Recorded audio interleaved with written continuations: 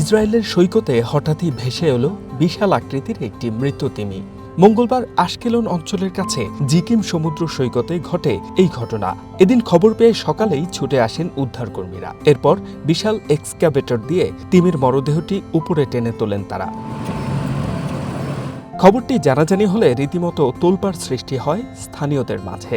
এরপর ঘটনাস্থলে মৃত তিমির ময়নাতদন্ত শুরু করেন হাইফা বিশ্ববিদ্যালয়ের গবেষক এবং ডেলফিস অ্যাসোসিয়েশনের সদস্যরা।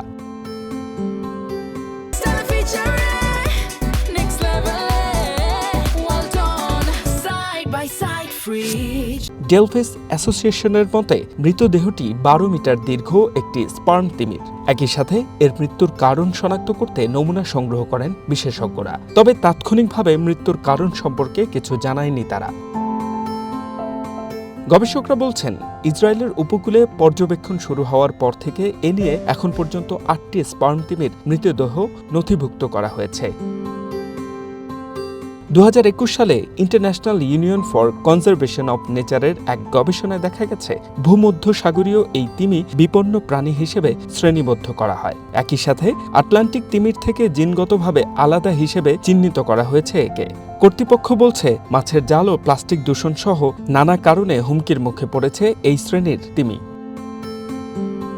H M Ataullah, one international desk.